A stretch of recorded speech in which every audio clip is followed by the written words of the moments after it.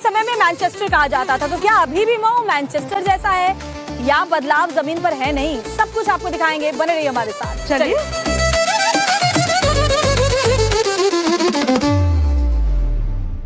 तो मऊ तो हम पहुंच चुके हैं और श्वेता मुझे पूरा शहर घुमा रही हैं। कैसा लगा आपको शहर?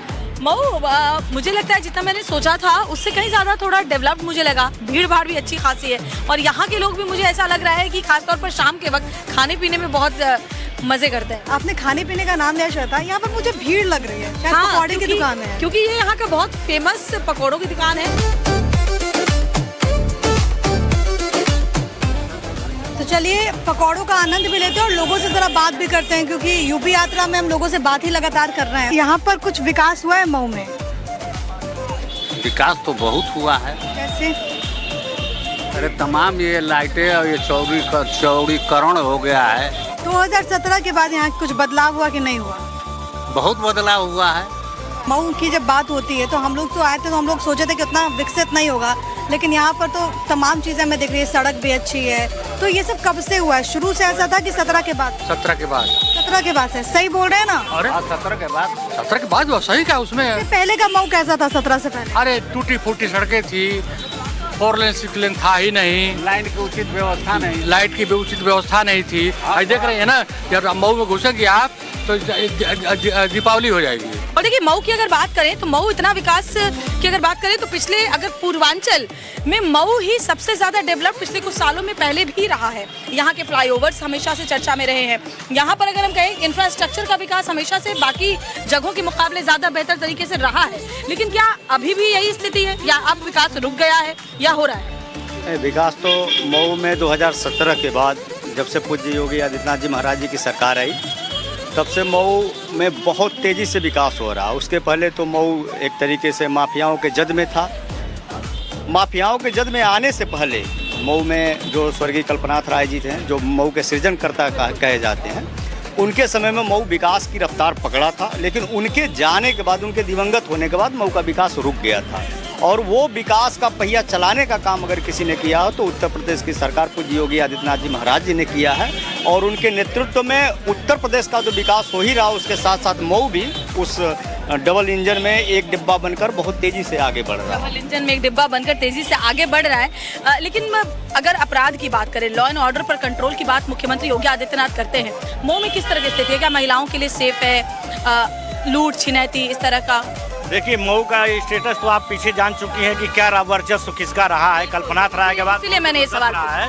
और मऊ की राजनीति, जो उत्तर प्रदेश की राजनीति का मैनचेस्टर मऊ रहा है। यहाँ से शुरुआत होती है। और ये जो है बीच में कुछ लोग माफियाओं की धरती बना दिए थे।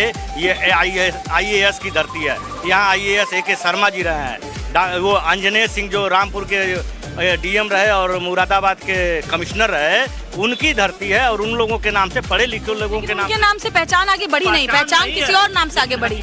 मुख्तार अंसारी के नाम से जाना जाता है। हकीकत पहचान यही है। यहाँ हर साल दर्जनों लड़के IAS PCS निकलते हैं। यहाँ पर कुछ बदलाव हुआ है? जी, बदलाव के क्रम चल रहे हैं। मैं ये तो नहीं कह सकता कि बदलाव लगातार हो रहे हैं। क्रम चल रहा है। देखिए कहाँ तक हो पाता है। अभी भी जमीनी मुद्दे तमाम ऐसे हैं जिन पे काम नहीं हो पा रहा है। यहाँ पर आप पूर्ववर्ती सरकार का देख लें और अभी मौजूदा सरकार का देख लें, आपको क्या लगता है यहाँ के नागरिक होने के नाते कि किस सरकार ने बेहतर मऊ को डेवलप किया है, विकास किया है? जी, AK शर्मा के रूप में एक ऐसा प्रतिनिधि मिला है इस जनपद को। मऊ ने AK शर्मा को कुछ दिया नहीं अभी तक, लेकिन AK शर्मा लगातार मऊ को दे रहे हैं। अपने प्रत्येक यात्राओं में, भले वो सप्ताह में ही आते हो, तो कोई न कोई योजना लेके आ रहे हैं। निरंतर वो व्यक्ति प्रयास तो कर रहा है। आपको क्या लगता है मऊ में बीते कुछ सालों में कुछ परिवर्तन हुआ? परिवर्तन तो बहुत हुआ है। जैसे क्या क्या मिल गया आपके शहर को? बढ़िया हो गए, यातायात की सुविधा बढ़िया हो गई, जगह जगह CCTV कैमरा वगैरह लग गए, अपराध पे नियंत्रण हो गया। अब जो गुंडा राज था, गुंडा राज खत्म हो गया। काफी काम तो हुआ। जो सरकार की जीरो टॉलरेंस की नीति है गुंडा राज को लेकर के, माफियाओं को लेकर के, क्या आपको लगता है कि उस पर सही से काम हो रहा है? काम तो हो रहा है उसमें। भय का माहौल तो नहीं है? भय का तो कोई माहौल नहीं। शांति है। आधी रात को आदमी आ रहा है, जा रहा है, कोई दिक्कत तो नहीं हो रही। आप आधी रात कभी निकले हैं? बिल्कुल, हम डेली जाते हैं। डेली जाते हैं? तो पहले कभी निकलते थे? पहले इधर 7 बजे के बाद आना मुश्किल हो जाता था। 7 बजे के बाद इधर लोग आते नहीं। कोई घटना घटी है आपके साथ या फिर किसी जानने वाले के साथ? सामने घटी थी, कितने मर्डर हो गए थे, यहीं गोली चलती थी तिराहे पे बहुत से। अभी हम लोग जहाँ पे खड़े हैं यहाँ पर शाम में गोलियां चल जाती हैं। एक बात, लोग आना नहीं चाहते थे तिराहे पे। आज के डेट में आधी रात को आदमी आ रहा है जा रहा है, कोई दिक्कत नहीं होती। बहुत सारे व्यापारी कारोबारी जो मऊ में हैं वो ज़्यादा बेहतर बता पाएंगे कि अब अगर छोटे कारोबारियों के लिए, व्यापारियों के लिए मऊ के माहौल की बात करें और उनके आमदनी की बात करें, किस तरह से चल रहा है सर? मऊ का माहौल तो बहुत अच्छा है पहले के अपेक्षा अभी। मैनचेस्टर है एकदम। अब माना जाए कि जो खुलेआम पहले जो रंगदारी और चाहे लूट या रेप ये सब, वो सब में बहुत कमी है, जीरो। अपराधी डरे हुए तो हैं कम। बिल्कुल बिल्कुल, अपराधी बिल्कुल डरे हुए हैं, लेकिन जो दबदबा वाली बात है अभी वो कायम है। अच्छा, लॉ एंड ऑर्डर की बात योगी आदित्यनाथ करते हैं, बेटियों की सुरक्षा की बात करते हैं, विकास की बात करते हैं, वो सब है जमीन पर मऊ में? जी, जमीन पर है एकदम। तो योगी सरकार के दावे सही हैं यहाँ? दावे सही है, एकदम जमीन पर है।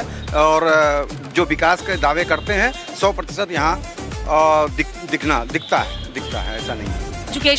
एजुकेशन में भी चल रहा है, ठीक ठाक चल रहा है। रोजगार में कमी है, रोजगार बहुत अच्छा नहीं है। बिजली भी अच्छी है, लेकिन इस समय गर्मी के मौसम में कुछ बिजली कटौती ज़्यादा हो रही है। बेटियों की सुरक्षा तो काफ़ी है। लॉ एंड ऑर्डर बढ़िया है। मतलब योगी जी जो कहते हैं बेटियों की सुरक्षा प्राथमिकता है कि एक योगी जी की बहुत अच्छी जो है ये अपराध पर अंकुश लग गया है। लोग जो बता रहे थे भाई साहब कि 7 बजे निकलना बंद हो जाता था, ये चीज़ बंद हो गया। 12 बजे जाइए, 2 बजे जाइए, 3 बजे, कोई फर्क नहीं। तो योगी सरकार में अपराध पर अंकुश लग गया है। देखिए जितने भी यहाँ लोग हैं, भले उनकी विचारधारा कोई भी हो, कोई भी इससे इनकार नहीं कर सकता कि मुख्यमंत्री योगी आदित्यनाथ ने जब से यहाँ सत्ता संभाली है तब से अपराध में बहुत ज़्यादा कमी आई है और जो अपराधी माफिया हैं भी उनमें भी बहुत ज़्यादा डर नजर आता है। बेटियां सुरक्षित अब खुले में आराम से शाम को भी घूम सकती हैं। आधी आबादी बढ़ती है तो देश आगे बढ़ता है, प्रदेश आगे बढ़ता है। और मऊ की शाम तो वैसे बहुत फेमस है, लोग यहाँ पर पहुँचते हैं, युवा यहाँ पर पहुँचते हैं। क्या नाम है आपका? राजश्री त्रिपाठी। यहाँ पर मऊ में आपको डर तो नहीं लगता, पहले ये बताइए। नहीं, डरने जैसा कुछ नहीं है। लॉ एंड ऑर्डर सही है? हाँ, काफ़ी सही है। क्योंकि अभी मेरे जितने लोगों से बात हुई है ना, वो कह रहे थे कि एक टाइम ऐसा था जब क्राइम बहुत ज़्यादा होता था, मतलब लड़कियां शाम में निकल नहीं पाती थी, सोचते भी नहीं थे। आपको कोई ऐसा डर तो नहीं लगता? नहीं, अभी ऐसी सिचुएशन नहीं है। लॉ एंड ऑर्डर काफ़ी अच्छा काम कर रहा है, पुलिस और एडमिनिस्ट्रेशन भी काफ़ी एक्टिव है, तो हम लोग यहाँ पे सेफली रोम अराउंड कर सकते हैं। मैं खुद पर्सनली ड्राइव करती हूँ, तो मैं आराम से 8, 9, 10 बजे तक जब भी मुझे बाहर जाना होता है मैं जा सकती हूँ। कभी आपको ऐसा फील तो नहीं हुआ कि मुझे जल्दी घर जाना है, मुझे डर लग रहा है रास्ते पे? नहीं, ऐसा कुछ नहीं है। पुलिस प्रशासन चौकस रहता है? हाँ, पुलिस प्रशासन बिल्कुल चौकस है। श्वेता, अगर मऊ आए, हमने यहाँ पर लोगों से बातचीत की, लेकिन अगर हमने करघों की बात नहीं की, बुनकरी की बात नहीं की, तो मुझे लगता है ये सही नहीं होगा। बिल्कुल, मऊ की बुनकरी बहुत ज्यादा प्रसिद्ध है। यहाँ की जो मऊ वाली साड़ी है वो देश विदेश में फेमस है। साउथ इंडिया में भी यहाँ से जो कारीगरी की हुई साड़ियाँ हैं वो जाती हैं। और वैसे भी कहते हैं कि यहाँ जो करघों की गूंज है, इससे देश की अर्थव्यवस्था को ताकत मिलती है। तो पूरी प्रक्रिया कैसे होती है, बुनकरी कैसे होती है, कारीगर क्या कहते हैं, चलिए जानते हैं। बिल्कुल। तो रेशम और जरी के धागों से सजा ये पूरा सदर बाजार है मऊ का, और मऊ की बुनकरी बहुत ही खास और बहुत ही प्रसिद्ध है। लेकिन मऊ की बुनकरी में ऐसा क्या अलग है, वो जानेंगे सादिक भाई से। सादिक जी, जरा बताइए, आखिरकार मऊ की बुनकरी बाकी शहरों की बुनकरी से अलग क्यों है? देखिए, यहाँ के बुनकर अपने हाथों से यहाँ पे काम करते हैं सारे। जैसे साड़ियाँ बनाते हैं, धागे की क्वालिटी है, जैसे मोटा पतला धागा सारे सब आते हैं इसमें। बहुत तरह की साड़ियाँ बनती है, अच्छी अच्छी साड़ियाँ बनती है। कोई चीज़ जो आपको लगता है कि होना चाहिए बुनकरों के लिए? बुनकरों के होना चाहिए, देखिए सबसे पहले तो स्पोर्ट खुलना चाहिए साड़ी का, तो उससे यहाँ के बुनकरों का काफ़ी फ़ायदा होगा। हम तो यही चाहते हैं, सरकार से मांग करते हैं कि यहाँ का स्पोर्ट खोला जाए साड़ी का, तब फ़ायदा होगा इसका।